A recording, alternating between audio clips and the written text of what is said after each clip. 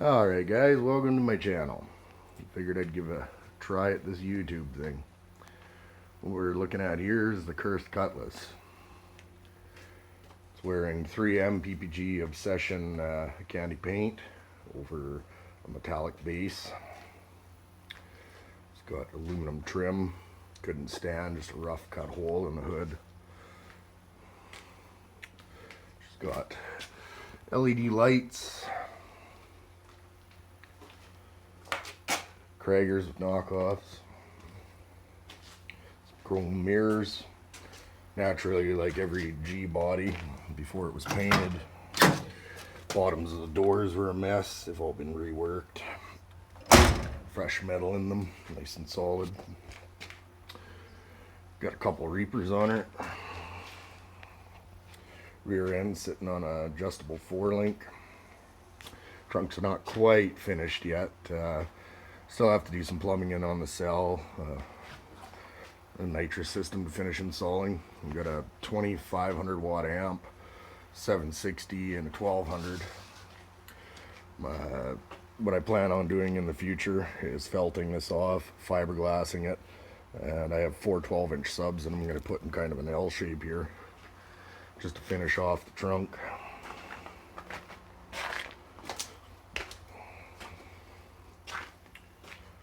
Kind of dusty. Show you the inside.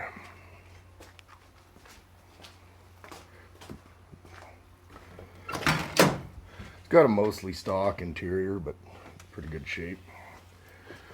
Got a carbon fiber switch panel here, ignition, nitrous, amps. Got some gauge podge there. B&M ratcheting shifter.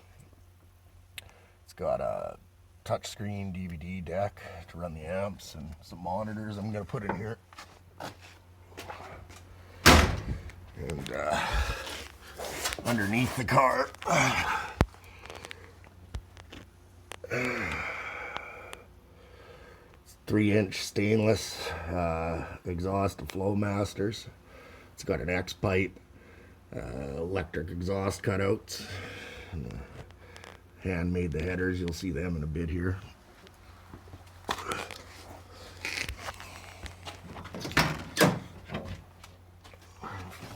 Pop the old hood here.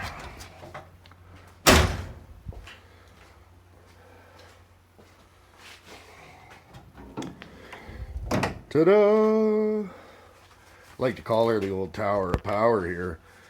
She's been in about 5 different vehicles. It's set up to be totally modular, quick connects on everything, easy pull in, easy to pull and swap. It's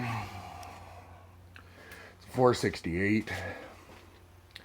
It's pretty standalone. It has an alternator on it, but it also runs a magneto. Only downside to that bad boy is that it takes, I think, 800 RPM on cranking for it to light off.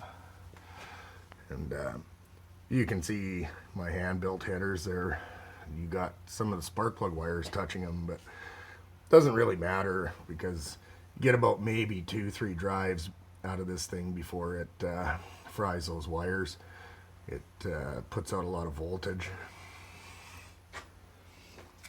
And then spark is controlled by a ProMag ignition box. Now all you're wondering, what's with the tunnel ram? Well, I wanted something very tall, very aggressive, but the problem I was having is that tunnel rams like this were too much plenum volume to go up too high.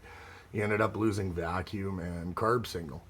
So what I did was I took a Wien manifold and made a mold out of it and sand casted it.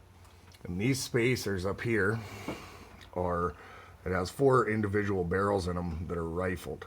So it gives the gas a good spin. And when I casted this, normally this is all hollow in here, eh? But the 4 barrels that come straight through and then go down into the runner and into the head. And the reason I did that is because tunnel rams are awesome for top end performance, make good RPM and stuff, but down low they're kind of a dog, sluggish, spit and sputter and all that. Because what happens is inside the plenum here in this runner, the gas unatomized fuel turns into a river in the bend where it goes into the head. And by getting the carbs up and allowing more drop, what it's doing is speeding up the fuel flow, which helps smooth it in the down low RPMs and running around town.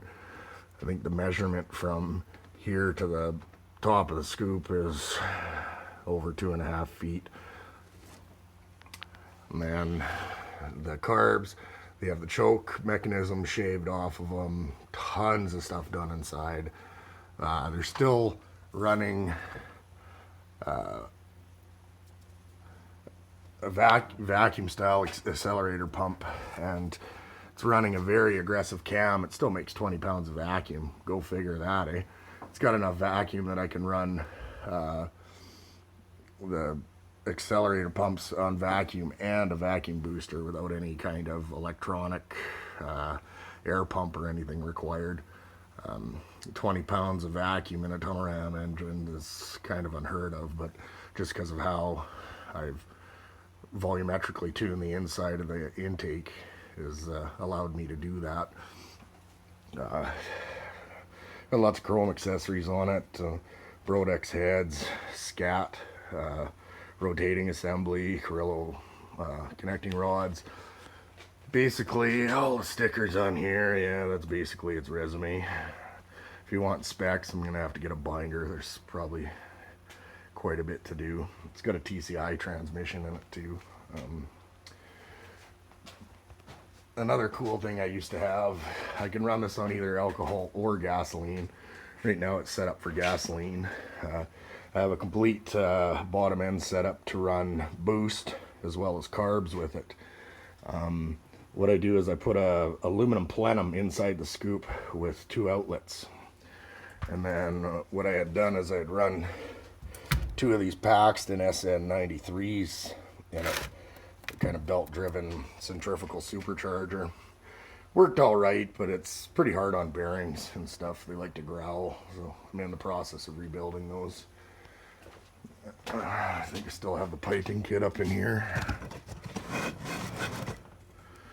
The powder-coated pipe and stuff. But, yeah. Thought you guys would like to have a look at it. Maybe some of my other stuff. Got heavy metal out here, the old Sex 2 diesel. Lots of stuff shaved on it. Shaved grill. Mid-90s bumpers. It's probably dirty, I just use her for a shop truck kinda, but 2000 Silverado bucket seats. 60-40 split actually. Nice deck. Razorback visor, tail lights. Cool thing about this old girl is she's set up to run canola and diesel. Future plans, plan on building a 33 Chev at some point. Got a old Halley brand quick change rear end here, running 40 Ford hubs to drum brakes. And then for it I have this 383 I've been building. It's got complete roller rocker setup on it. Nice little engine. Quick fuel carb, yada yada. Another set of headers I built. Transmission for it. Basically a hot rod and a kit, just ready to go. Got some other videos too if you guys are interested in it. Got this little rig here, Japan truck. Call it the Compensator. Got a few videos up that I've posted of just some random off-road stuff that I've made out of street bikes.